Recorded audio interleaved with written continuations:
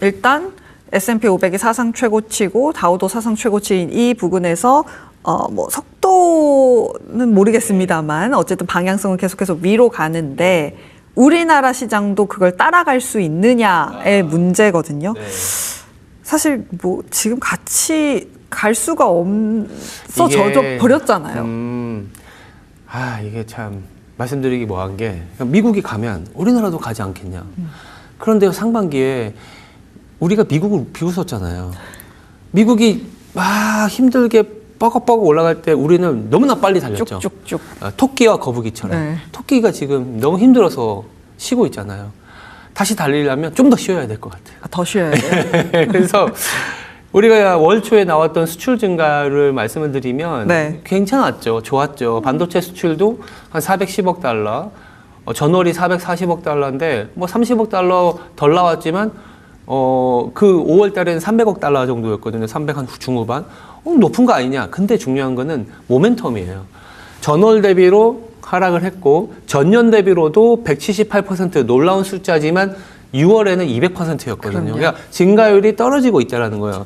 그래서 만약에 이제 어떤 전략 자료나 이런 거 보실 때 아니면 기사를 볼 때 수출 금액 사상 최고치 여기에 현혹되시면 안 돼요. 수출 증가율이 둔화되고 있는 게 중요합니다. 우리가 코로나 직후에 단군일의 수출이 가장 좋습니다라는 얘기 나올 때 꼭지였거든요. 증가율은 빠지고 있었어요. 지금도 증가율은 내려오고 있습니다. 이 말은 뭐냐면 증가율이 내려올 때 우리나라 주식의 특징은 항상 주가가 초반에 많이 빠져요.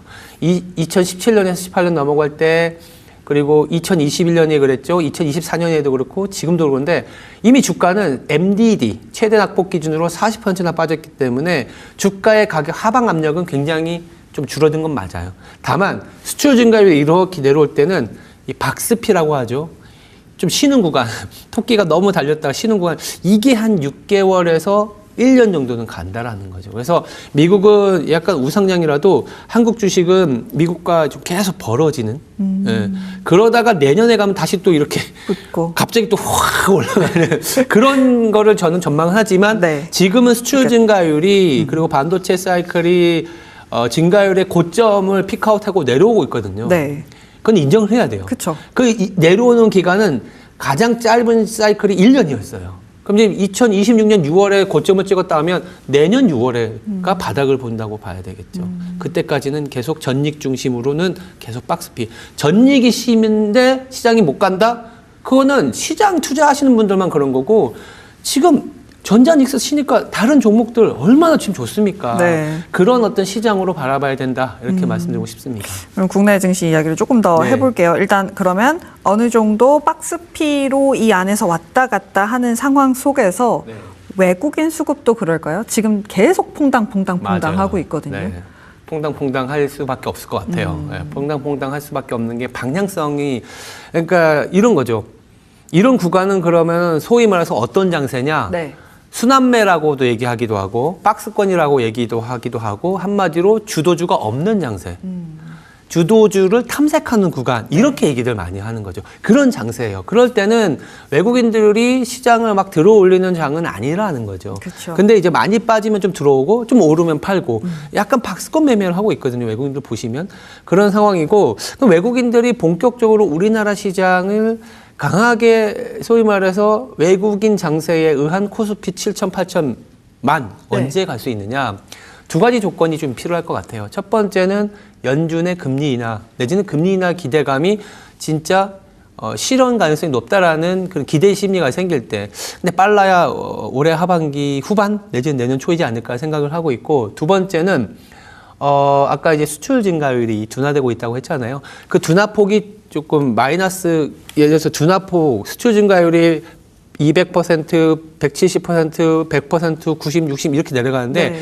이게 전월보다 반등이 나오기 시작할 때 그럴 때 외국인들이 뭐라 그럴까요?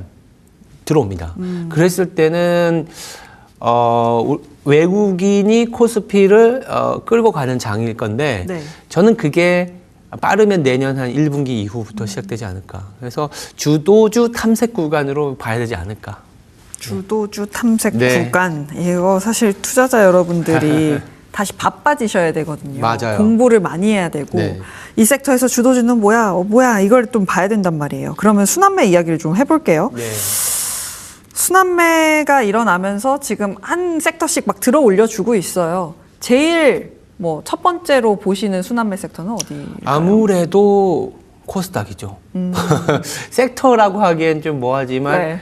코스피 대비 코스닥이 올해 사상 최대로 많이 벌어졌잖아요. 맞아요. 코스닥이 마이너스를 치달을 때 코스피는 막 사상 최고치를 갔는데 지금 팔 사람 다 팔았다 보니까 신용 잔고도 많이 이제 내려오고 그래서 지금 보면 코스닥 내지는 중소형주, 코스피 내에서도 중소형주들은 뭐 밸류에이션도 그렇고 주가의 어떤 레벨도 그렇고 굉장히 낮은 수준이 많아요. 그래서 통칭을 해서 코스닥이라는 이름 아니면 중소형주가 저는 8, 9월이 괜찮을 수 있다라는 얘기를 좀 드리고 싶고 섹터로 본다면 저는 조선방산, 2차전지 그리고 금융에서는 보험 그리고 이제 그 내수 수출주 이 참 말이 좀 어폐가 있습니다만 내수주인데 수출주 내수출주 네, 뭔지 압니다. 내수 수출주 네. 이게 참 재밌는 단어인데 그쪽으로 사실 거의 종목이 다인 것 같긴 한데요. 네. 그렇게 이제 확산이 되지 않을까 싶습니다. 그럼 첫 번째로 드리고 싶은 예. 질문은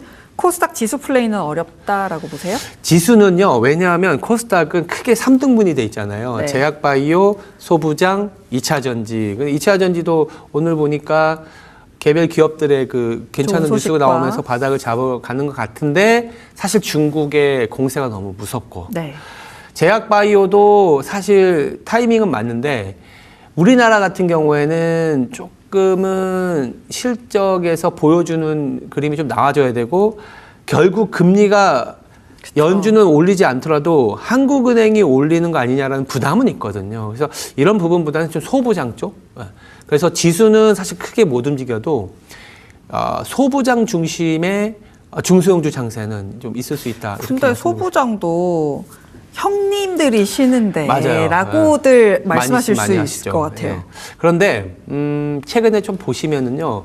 물론 다 같이 하락을 할 때 많이 하락은 하지만은 전자닉스 아까 말씀하셨던 형님이 쉬는 구간에서도 중소형주들 특히 소부장이 움직임이 좀 남다르게 시작했고 그리고 우리가 지금 다음 주가 이제 8월 중순이잖아요. 네. 8월 15일까지 그 실적 실적 보고를 발표. 다 해야 돼요. 네. 근데 대부분의 중소형주들이 항상 실적 발표 마지막 때 많이 몰려 다음 있는데 주에. 예, 다음 주에 엄청 많은 중소형주들이 나올 겁니다.